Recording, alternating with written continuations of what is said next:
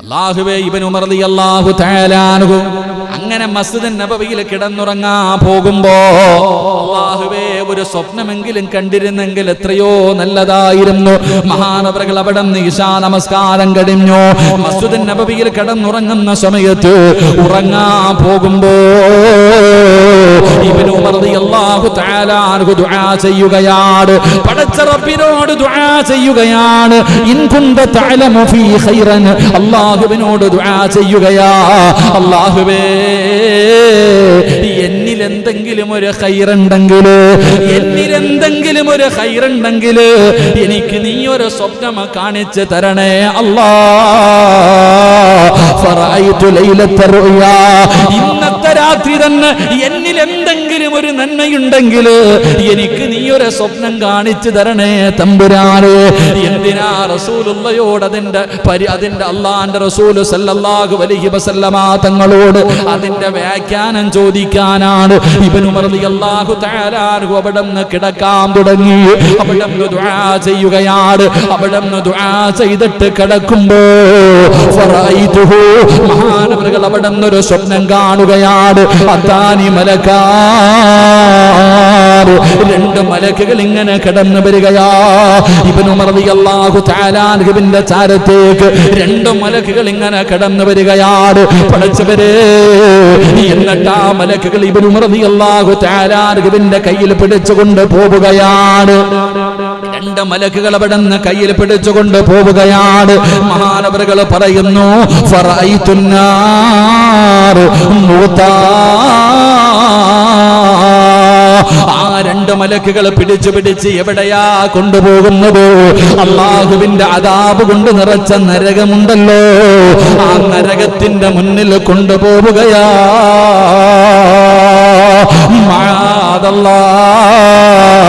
ഇബ്നു ഉമർ റളിയല്ലാഹു തആല അൻഹു മലക്കുകൾ ആ സ്വപ്നത്തിൽ ഇങ്ങനെ പിടിച്ച് നരകത്തിന്റെ മുന്നിൽ കൊണ്ടുപോയി.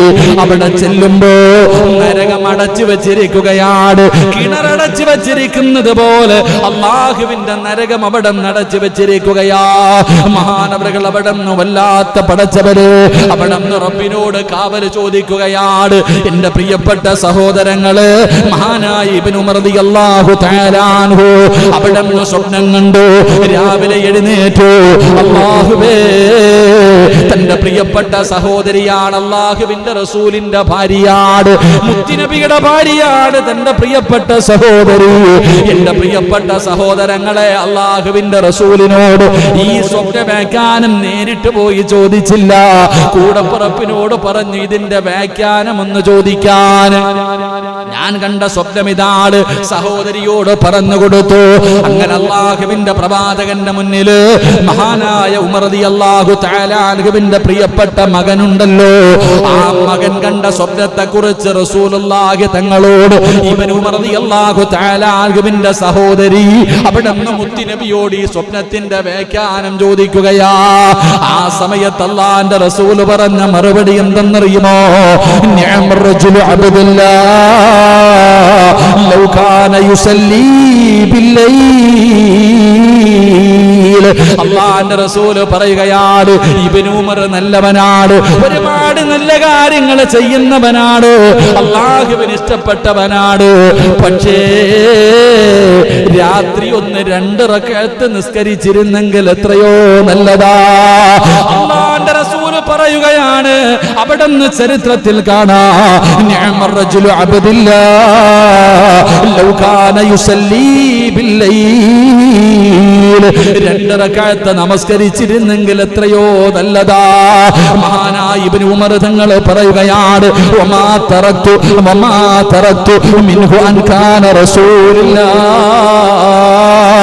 അല്ലാഹുവിന്റെ പ്രവാചകൻ അങ്ങനെ പറഞ്ഞതിനു ശേഷം ഞാൻ മരിക്കുന്നത് വരെ തഹജ്ജുദ് മുടക്കിയിട്ടില്ല എന്ന ചരിത്രം പറയുമ്പോ പാതിരാത്രി കയ്യിൽ പിടിച്ചിട്ട് നരകത്തിന്റെ മുന്നിൽ വരെ വിളിച്ചു കൊണ്ടുപോയി.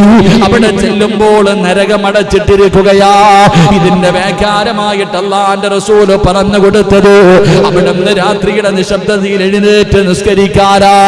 എന്റെ പ്രിയപ്പെട്ടവരെ, മടിയല്ലേ ഈ വഅദ് പറയുന്ന എനിക്കാണെങ്കിലും ഈ ഈ കേൾക്കുന്ന നിങ്ങൾക്കാണെങ്കിലും നമുക്ക് വല്ലാത്ത മടിയാണ്. എങ്കിൽ എത്രയോ പ്രായമുള്ളവർ, രോഗം പിടിച്ചവർ, തിരക്കുള്ളവർ രാത്രി 12 മണിക്ക് 1 മണിക്ക് വന്ന് കിടന്നുറങ്ങിയാൽ സുബ്ഹാനല്ലാഹ് നമ്മൾക്ക് അലാറം വെച്ചിട്ട് കിടന്നാലും കേൾക്കാറില്ല. എങ്കിൽ പടച്ചവരെ 12 മണിക്ക് 1 മണിക്ക് വന്ന് കിടക്കുന്നവനാണെങ്കിലും 4 മണിയായ ഒരാലാറവും വേണ്ട. സുബഹിക്ക് ബാങ്ക് വിളിക്കുന്നതിന് മുമ്പ് ആരോ വിളിച്ചു വിട്ടതുപോലെ എഴുന്നേക്കുന്നവരുണ്ടല്ലോ, നിസ്കരിക്കുന്നവരുണ്ടല്ലോ. അവർക്ക് അല്ലാഹു തരുന്ന പ്രതിഫലം കേട്ടോ. തഹജ്ജുദ് നിസ്കരിക്കുന്നവരെ മഹാനായ മുത്തുനബിയാണ് പറയുന്നത്, അല്ലാഹുവിന്റെ പ്രവാചകനാണ് പറയുന്നത്, ഖുർബത്തുൻ ഇലല്ലാഹ്, തഹജ്ജുദ് നിസ്കരിക്കുന്നവർക്ക് അല്ലാഹുവുമായിട്ടൊരടുപ്പമുണ്ടാകുമെന്ന് നബി മുഹമ്മദ് മുസ്തഫ സല്ലല്ലാഹു അലൈഹി വസല്ലമ തങ്ങൾ പറയുകയാണ്. തഹജ്ജുദ് നിസ്കരിക്കുന്നവർ അല്ലാഹുവിന്റെ അടുത്ത ദാസന്മാരാ. അതുകൊണ്ടാ പറഞ്ഞത് എനിക്ക് കഴിയില്ല, നിങ്ങളിൽ പലർക്കും കഴിയില്ല. നമ്മൾ വിചാരിക്കും നിസ്കരിക്കണമെന്ന്, നമ്മളിൽ പലർക്കും പറ്റാറില്ല. കാരണം അത് അല്ലാഹ് ഇഷ്ടപ്പെട്ടവർക്കേ കഴിയത്തുള്ളൂ, അല്ലാഹു ഇഷ്ടപ്പെട്ടവരെ നിസ്കരിക്കത്തുള്ളൂ.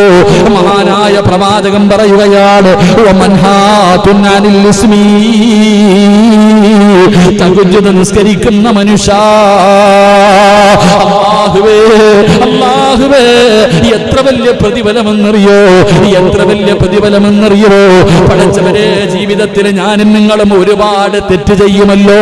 നമ്മൾ പറയും ഉസ്താദേ തെറ്റിന്റെ അകത്ത് പെട്ടുപോകുന്നു, കള്ള് കുടിക്കുന്ന ഉസ്താദേ എത്ര വിചാരിച്ചിട്ടും നിർത്താൻ പറ്റുന്നില്ല, വീടി വലിക്കുന്നു, ലഹരി വസ്തുക്കൾ ഉപയോഗിക്കുന്നു, പടച്ചവനെ മോശമായ രീതിയിൽ നടക്കുന്നു, അന്യ പെണ്ണുമായി ഫോണിലൂടെ സംസാരിക്കുന്നു, ടിവിയുടെ ഫ്രണ്ടിലാണ് ഉസ്താദ്, എത്ര നന്നാകണമെന്ന് പറഞ്ഞാൽ പറ്റുന്നില്ല, എത്ര വിചാരിച്ചിട്ടും നേരെയാകുന്നില്ല.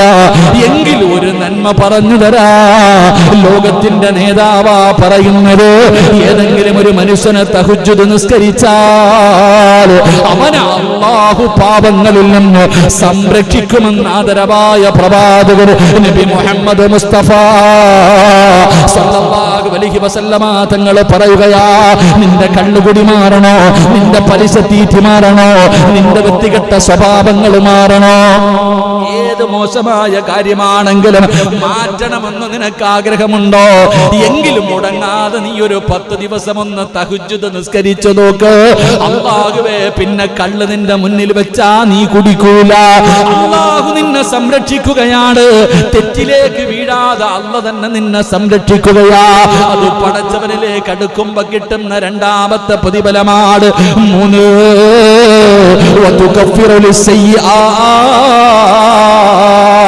ഉസ്താദേ കള്ളു കുടിച്ചിട്ടുണ്ട്, വ്യഭിചരിച്ചിട്ടുണ്ട്, പലിശ തിന്നിട്ടുണ്ട്, നിസ്കാരം മുടക്കിയിട്ടുണ്ട്, എന്നെ പോലെ ഒരു വൃത്തികെട്ടവൻ ഈ ദുനിയാവിലില്ല.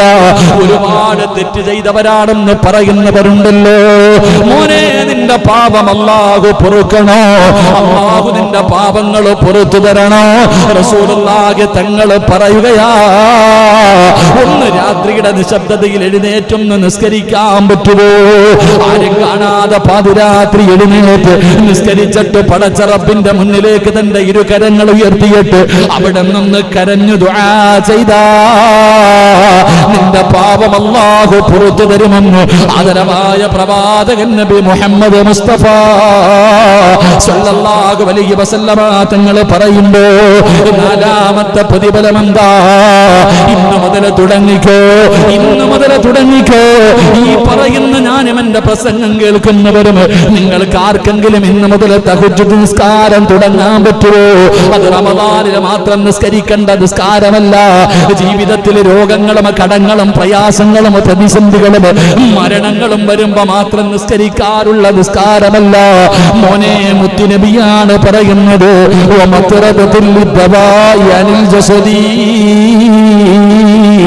ഏതെങ്കിലും ഒരു മനുഷ്യന് തഹജ്ജുദ് നിസ്കരിച്ചാൽ, ഏതെങ്കിലും ഒരു മനുഷ്യന് തഹജ്ജുദ് നിസ്കരിച്ചാ അല്ലാഹു അവന് കൊടുക്കുന്ന നാലാമത്തെ പ്രതിഫലം റസൂലുള്ളാഹി തങ്ങൾ പറയുകയാ, വലിയ വലിയ രോഗങ്ങളുണ്ടല്ലോ, ക്യാൻസർ എന്ന് പറയുന്ന രോഗമുണ്ടല്ലോ, ട്യൂമർ എന്ന് പറയുന്ന രോഗമുണ്ടല്ലോ, കിഡ്നി തകരുന്ന രോഗമുണ്ടല്ലോ, ശരീരം തളർന്നു പോകുന്ന രോഗമുണ്ടല്ലോ, കിടന്ന കിടപ്പിൽ കിടന്ന് മലമൂത്ര വിസർജനം നടത്തുന്ന രോഗമുണ്ടല്ലോ, സമ്പാദിച്ചത് മുഴുവനും വിറ്റ് ചികിത്സിച്ചാൽ മാറാത്ത രോഗങ്ങളുണ്ടല്ലോ.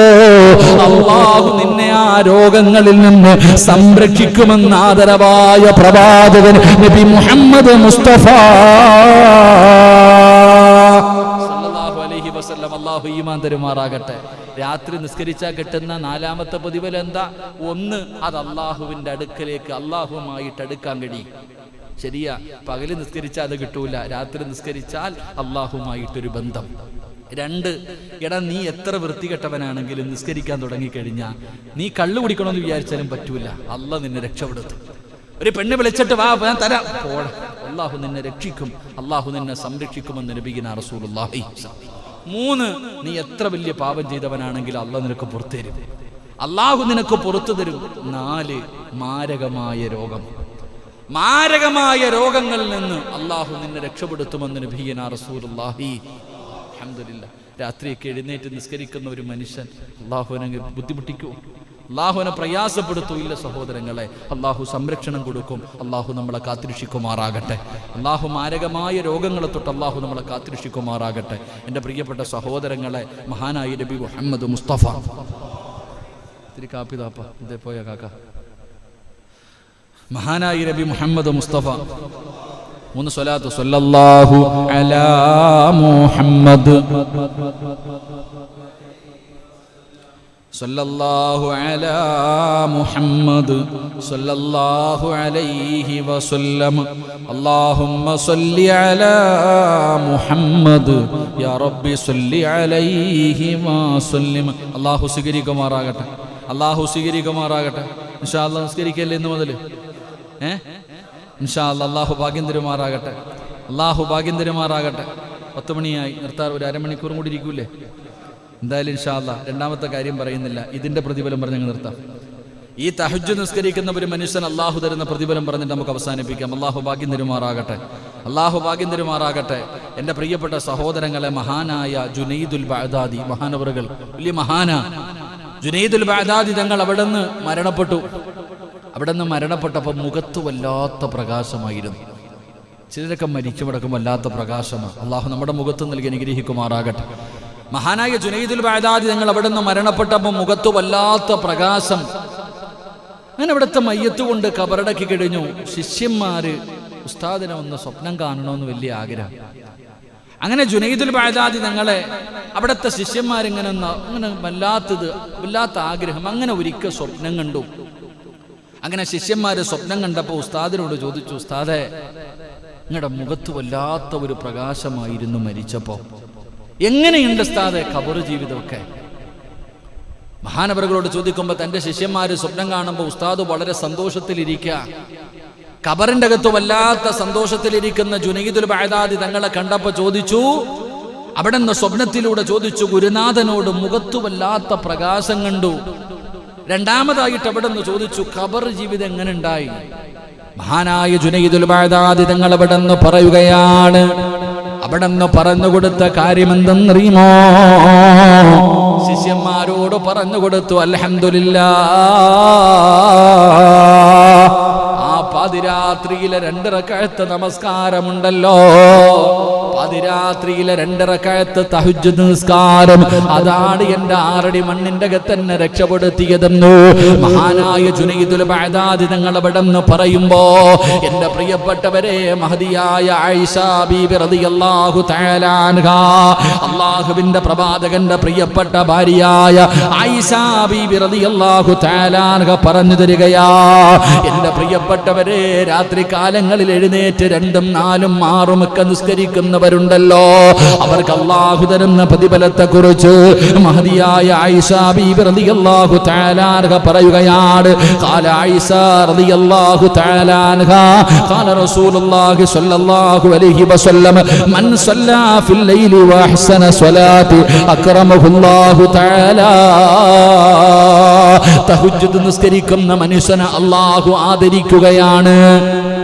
തഹജ്ജുദ് നിസ്കരിക്കുന്ന മനുഷ്യനുണ്ടല്ലോ, രാത്രി കാലങ്ങളിൽ എഴുന്നേറ്റ് നിസ്കരിക്കുന്ന മനുഷ്യനുണ്ടല്ലോ, ആ മനുഷ്യനെ അല്ലാഹു ആദരിക്കുകയാണ്.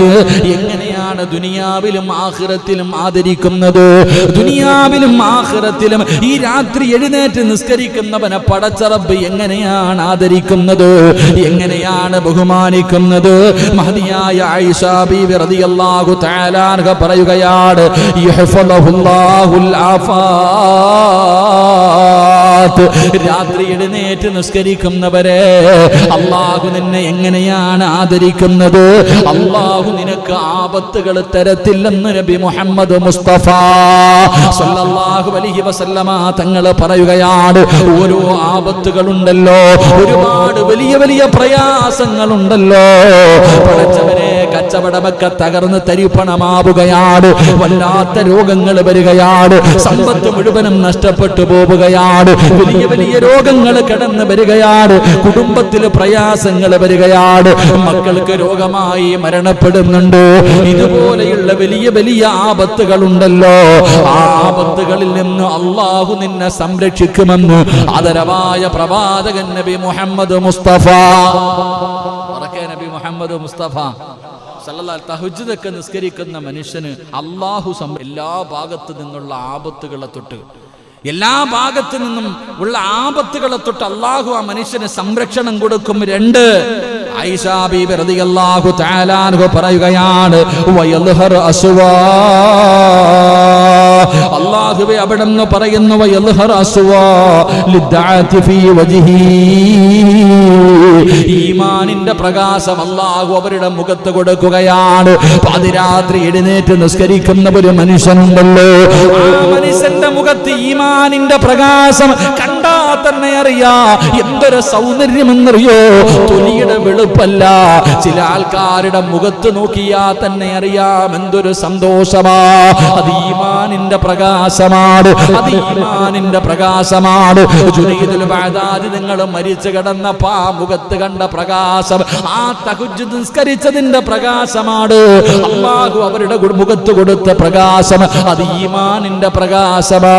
നിസ്കരിക്കാൻ തുടങ്ങിക്കോ, നിന്റെ മുഖത്ത് അല്ലാഹു ഈമാനിന്റെ പ്രകാശം തരികയാണ്.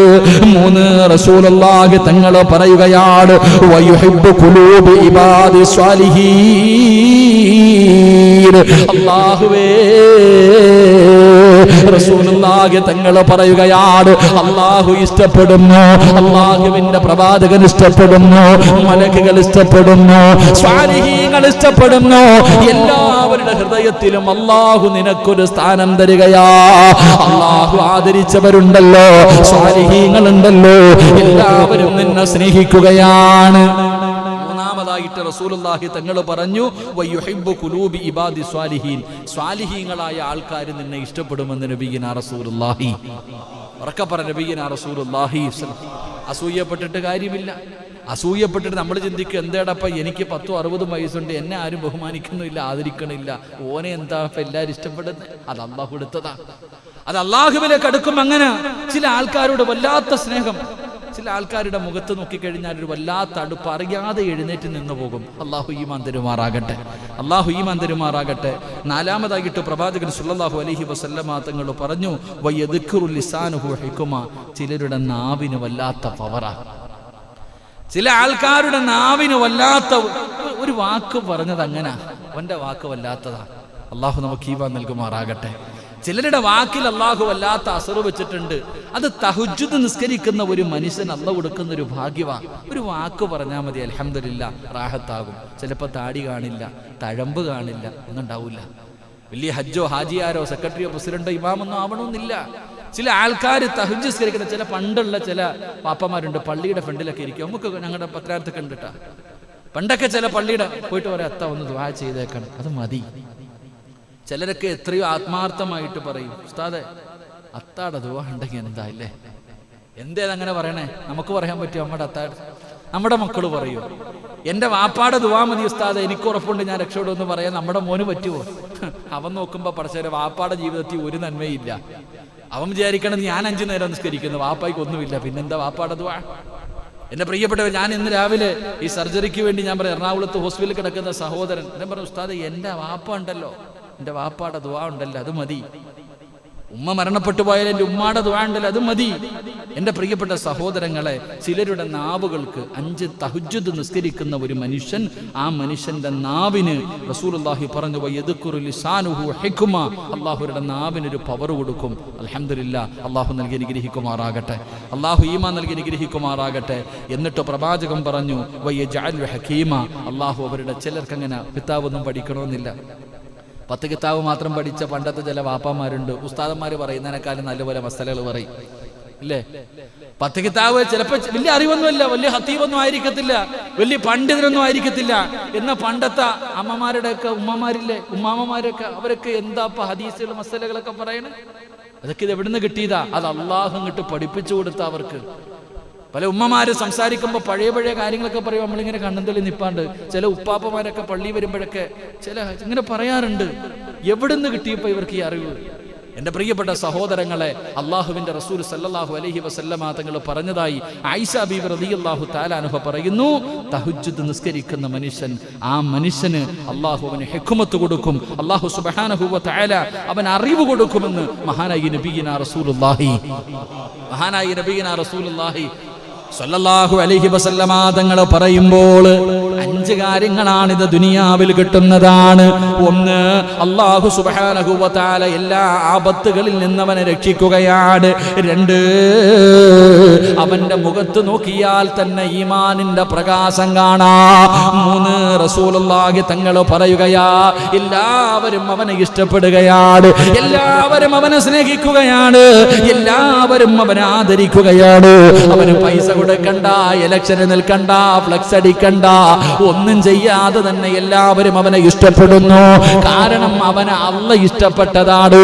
4മതായിട്ട് പറയുന്നു, അവരുടെ നാവുകൾക്ക് വല്ലാത്ത അസറാണ്, അവരുടെ നാവുകൾക്ക് വല്ലാത്ത ശക്തിയാണ്.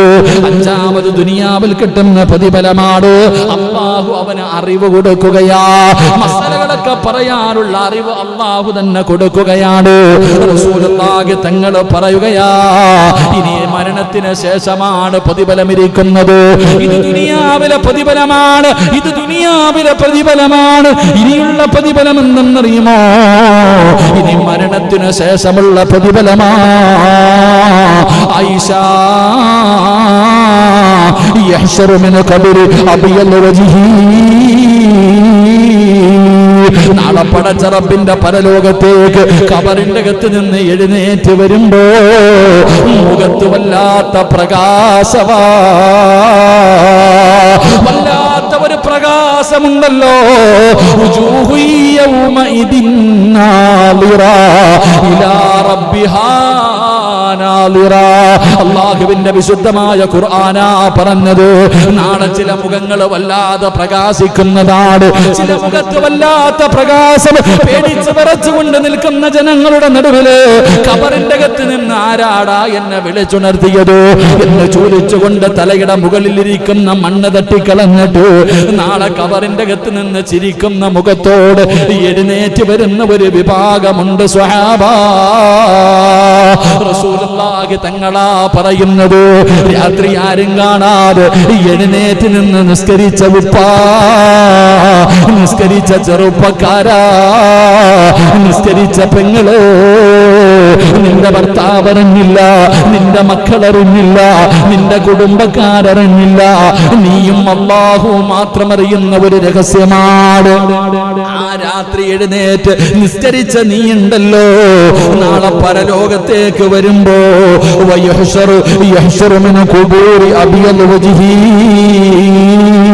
നിന്റെ മുഖത്ത് പ്രകാശമുണ്ടാകുമെന്ന് ആദരവായ പ്രവാചകൻ നബി മുഹമ്മദ് മുസ്തഫ സല്ലല്ലാഹു അലൈഹി വസല്ലമ തങ്ങൾ പറയുമ്പോ 7മത്തെ പ്രതിഫലം എന്താ? വയസ്റു അലാഹിൽ ഹിസാബ്. നിന്റെ വിചാരണ എളുപ്പവാ, നിന്റെ ഹിസാബ് എളുപ്പവാ. റസൂലുള്ളാഹി തങ്ങൾ പറയുന്നു, സ്വഹാബാ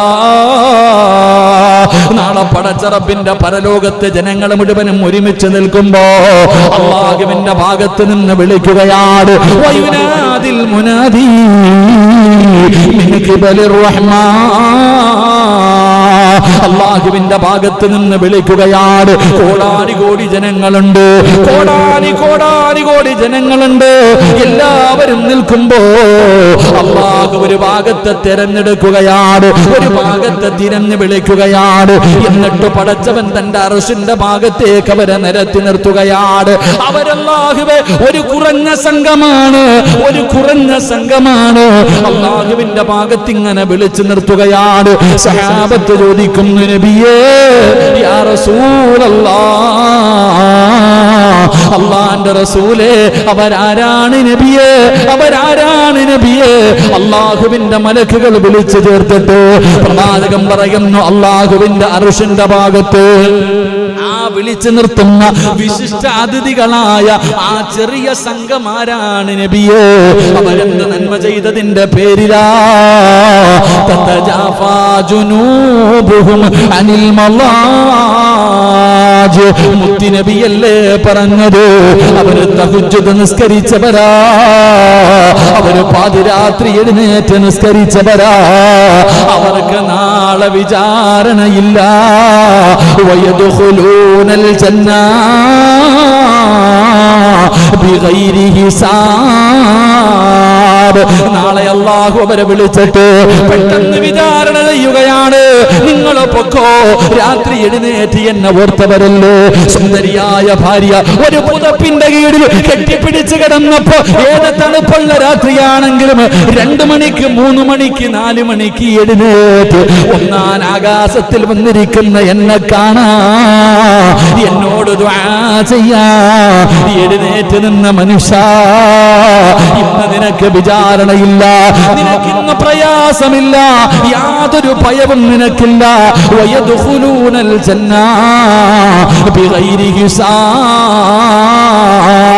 നാളെ സ്വർഗ്ഗത്തിലേക്ക് കടത്തിവിടുകയാ. എന്തേ മുസ്ലിമേ, എന്തേ നിനക്ക് ഈമാനില്ലാതെ പോയത്? എന്തേ മനസ്സിലാക്കാൻ പറ്റാതെ പോയത്? റസൂലുള്ളാഹി തങ്ങൾ പറയുകയാണ്, അടുത്ത പ്രതിഫലം എന്തെന്നറിയുമോ? വയുഅതി കിതാബഹു ബിയമീനിഹി യൗമൽ ഖിയാമ. ഈ ചുമലിലിരിക്കുന്ന 2 മലക്കുകളുണ്ടല്ലോ, എല്ലാം എഴുതുകയാണ്.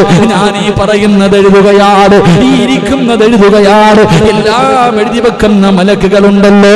നാളെ പടച്ച റബ്ബിന്റെ കോടതിയിൽ ചെല്ലുമ്പോ ഈ നന്മതിന്മ എഴുതിയ കിതാബുണ്ടല്ലോ, അത് എടുത്തു തരുന്ന ഒരു രംഗമുണ്ട് സഹോദരാ. മുത്തുനബി പോലെ കരഞ്ഞു പോയില്ലേ? റസൂലുള്ള പോലെ കരഞ്ഞു പോയില്ലേ? ആയിഷ, ആ സ്ഥലത്ത് ആരും ഉണ്ടാകില്ല ആയിഷ.